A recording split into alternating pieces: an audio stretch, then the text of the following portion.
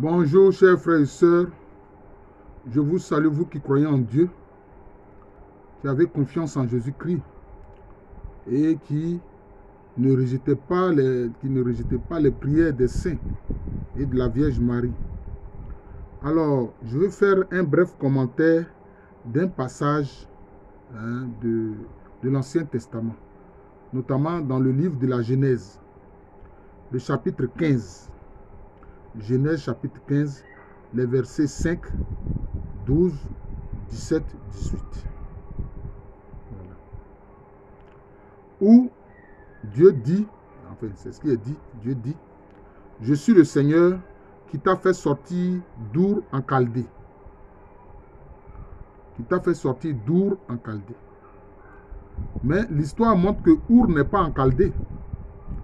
Our est à Sumer. Our se trouve à Sumer. Our était une cité des Sumériens.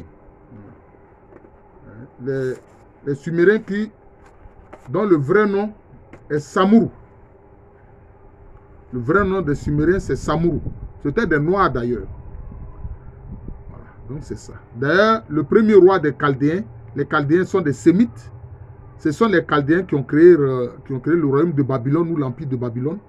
Donc le premier roi des Chaldéens, c'était Sargon Ier. Abraham était effectivement un Chaldéen, donc un Sémite. C'était des peuples sémites. Voilà. Non, sont les Hébreux, les Arabes, les Amoréens, etc. Mais en fait, Our était à Sumer, chez les Samuru. Mais Sumer était une région beaucoup plus au sud que la Chaldée. Et là où était la Chaldée, et plus au sud, Sumer, c'était là où il y avait les confluents du fleuve Euphrate et Tigre. C'est la zone des confluents plus au sud des fleuves Euphrate et Tigre. Mais il faut le dire, Our était à Sumer et non pas à Chaldée. Voilà. Vous voyez, on voit bien que quelquefois, ceux qui ont rédigé la Bible, il y a des erreurs là-dedans. Voilà. Nous, les historiens, on peut s'en rendre compte.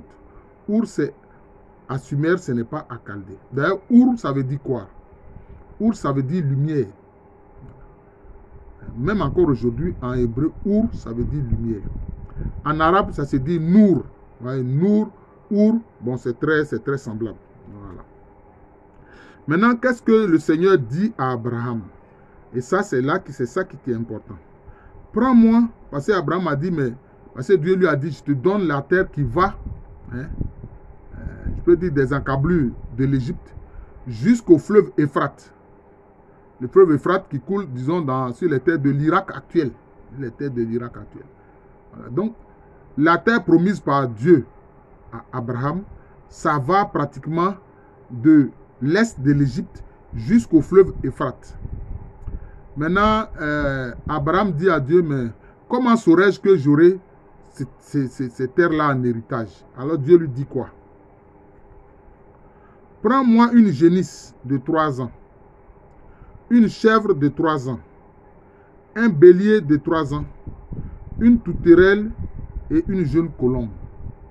On voit la redondance du chiffre 3. La redondance du chiffre 3, l'importance du chiffre 3, se voit ici.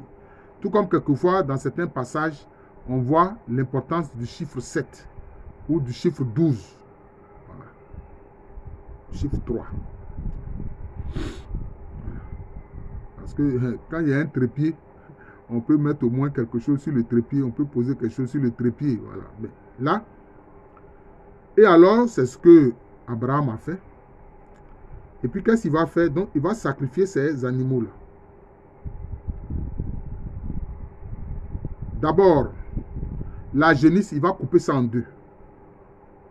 La chèvre, il va couper ça en 2.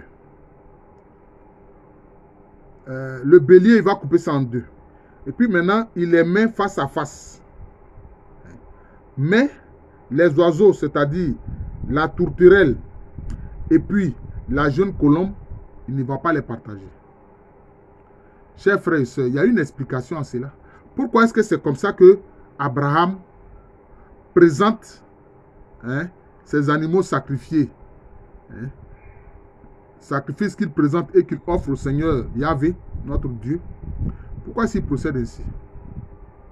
Pourquoi est-ce que la chèvre de 3 ans est partagée en deux? Le bélier en deux, la génisse en deux, la chèvre en deux, le bélier en deux. Pourquoi?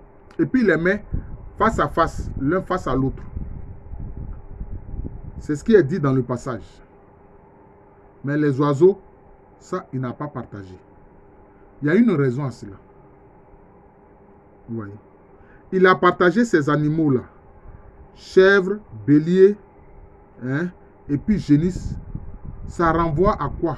Au principe de la dualité. Au principe de la dualité.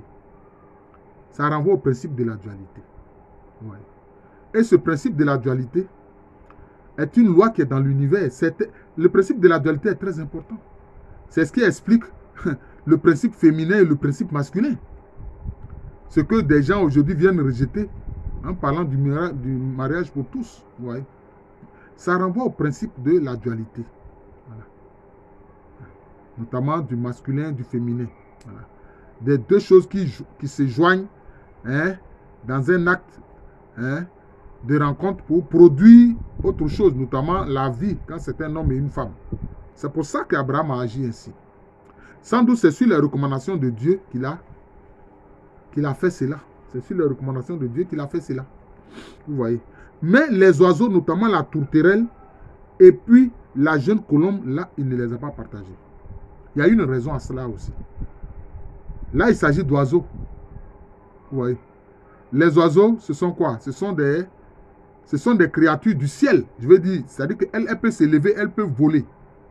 Alors que la génisse, la chèvre et le bélier, ce sont des animaux qui sont liés à l'univers terrestre, donc à l'univers tellurgique, c'est-à-dire à la terre. Voilà.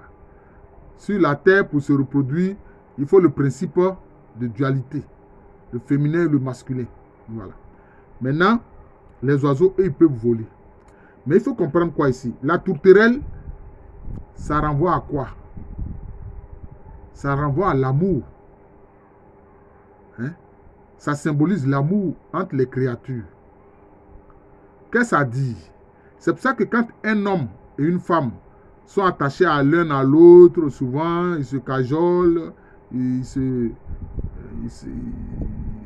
s'accolent l'un à l'autre, à tout moment, on dit quoi? On les traite de tourtereaux. C'est à dessein que les gens les traitent de tourtereaux. On dirait ceux-là, ils sont des tourtereaux. Mais parce que les tourtereaux, les oiseaux là, la tourterelle, c'est comme ça que la tourterelle agit. Les tourterelles là, c'est comme ça que les tourtereaux, c'est comme ça qu'ils agissent. Voilà. Ils sont très fidèles. Hein? Si je puis le dire, dans leur relation amoureuse. Hein? Ils sont fidèles. C'est comme ça. Ils sont fidèles. Donc ça renvoie à l'amour, ça renvoie à la fidélité. Donc vous voyez que les animaux choisis ne sont pas choisis par hasard. Vous voyez. Ça renvoie à des principes spirituels. Oui, ça renvoie à des principes spirituels. Parce que les gens ne se posent pas la question. Pourquoi est-ce que Abraham a pris... Pourquoi Dieu a demandé à ce que Abraham choisisse ces animaux-là particulièrement et les pose l'un face à l'autre quand il les coupe en deux. Voilà. Oui, c'est ça. D'ailleurs, ça renvoie à la dualité. Pourquoi? Parce que la dualité aussi est un aspect qu'on voit dans le corps physique de l'être humain et de beaucoup de créatures. Nous avons 2 yeux, nous avons 2 narines, nous avons 2 oreilles, nous avons 2 bras, nous avons 2 mains, nous avons 2 pieds, etc. Voilà. Ça renvoie. Nous avons 2 oreilles. Ça renvoie au principe de la dualité. Maintenant, il y a le principe de l'unité. Le principe de l'unité, c'est ce qu'on voit avec la colombe. Et aussi, c'est ce qu'on voit avec la tourterelle. Parce que la tourterelle, bon, il y a 2 tourterelles qui sont ensemble, un masculin et un féminin, mais ils sont très attachés l'un à l'autre. Ils sont très attachés l'un à l'autre. Donc, ça renvoie à l'amour et puis aussi à la communion. À la communion. Donc, c'est symbolique, il faut comprendre ça. Et puis maintenant, quoi? La colombe, c'est quoi? Ça renvoie à la pureté. Parce que la colombe, c'est quoi? En fait, la colombe, c'est un pigeon albinos. C'est un pigeon albinoïde. Il faut que les gens sachent ça. La colombe, là, c'est un pigeon, mais qui est un pigeon albinos, albinoïde. C'est pour ça que son plumage est totalement blanc. Ça renvoie à la pureté. Ça renvoie à la pureté. Voilà. Et aussi, Pourquoi est-ce que Dieu a demandé ça? Parce qu'on va le voir beaucoup plus tard, le Saint-Esprit s'est manifesté sous la forme corporelle de la colombe. On n'a pas dit que le Saint-Esprit est colombe, non, mais il s'est manifesté sous la forme corporelle de la colombe. Tout comme aussi il s'est manifesté sous la forme de langue de feu à la Pentecôte. Voilà. Donc c'est cela. Il peut aussi se manifester aussi sous forme d'eau vive. C'est pour ça à un moment Jésus s'est écrié que celui qui a soif vienne à moi et qu'il boive. Voilà. Parlant de l'eau vive. Vous voyez. C'est cela. Donc ça, c'était les premiers sacrifices que Abraham a fait. Hein? Que Dieu lui a demandé de faire. Mais ça, je peux dire que c'est le sacrifice qu'on fait quand on n'a pas suffisamment évolué dans sa relation spirituelle avec Dieu. Oui. C'est pour ça que des gens continuent de sacrifier des animaux, etc. Bon. Ça, c'est le premier niveau, le bas niveau du sacrifice. C'est le bas niveau du sacrifice. Vous voyez. Mais Abraham va évoluer. Hein? Il va évoluer. Le prochain sacrifice que Dieu lui demande, c'est quoi? C'est le sacrifice de son fils Isaac. Mais finalement, Isaac ne sera pas sacrifié. C'est un bélier qui sera sacrifié en lieu et place de Isaac. Donc, c'est à juste titre. Bon, quelquefois, les chrétiens font l'erreur pour dire, ouais, le sacrifice d'Isaac. Isaac n'a pas été sacrifié. Donc, nos frères juifs, à juste titre, appellent ça la ligature d'Isaac. C'est-à-dire que ses mains ont été attachées. Ses pieds ont été attachés et posés sur l'autel. Mais finalement, il n'a pas été sacrifié parce que Dieu n'a pas voulu cela. Seulement, Dieu a reconnu que oui, vraiment, Abraham a totalement confiance en lui et que Abraham est prêt à donner de sa personne. Parce que son fils, c'est aussi lui-même. C'est une part de lui-même. Vous voyez, c'est une part de lui-même. Et il était sûr que Dieu a le pouvoir de ressusciter Isaac. Dieu a tous les pouvoirs. Vous voyez. Donc, il a maintenant une pleine confiance en Dieu. Voilà. C'est un sacrifice, des sacrifices d'animaux à la ligature d'Isaac. C'est comme ça sans doute que je vais intituler cette vidéo-là. J'espère que le titre ne sera pas trop long. Parce que quelquefois aussi, quand le titre est trop long, on ne peut pas enregistrer. Voilà. Et donc, c'est un peu cela.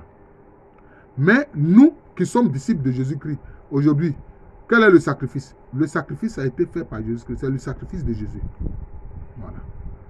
Nous là, on n'a pas à sacrifier quoi. C'est le sacrifice de Jésus auquel on répond en faisant quoi? En lui donnant notre vie. Le fait qu'on dit, Seigneur Jésus, je te reconnais comme Seigneur et Sauveur de ma vie et que je remets ma vie entre tes mains. C'est ça le sacrifice. Voilà. C'est le sacrifice de soi-même. C'est le sacrifice le plus important. Voilà. Sacrifier des animaux, ça c'est le bas niveau, ça. C'est le bas niveau. Voilà. Je vous remercie. Donc, je faisais ce commentaire-là de ce passage de la Bible, le livre de la Genèse, chapitre 15. Voilà. Je vous remercie. Je suis le frère Jean de l'amour de Jésus. C'est mon nom spirituel. Et à l'état civil, je suis le professeur Aluko Amirene. Alors, je remercie mes auditeurs. Je vois qu'aujourd'hui, j'approche presque 700 abonnés. Je suis à 699 abonnés. Voilà. Donc, continuez de partager ces vidéos-là, d'en faire le commentaire, et puis aussi d'amener des gens à découvrir cela. Voilà. Parce que le Saint-Esprit me permet d'expliquer des passages, notamment de la Bible, et puis de donner certains enseignements. C'est le rôle que le Seigneur me demande de faire. C'est ce que c'est de jouer, c'est ce que je fais. Voilà, je vous remercie. À l'état civil, je suis le professeur Aluko Amirene. Voilà, je vous souhaite une très bonne journée.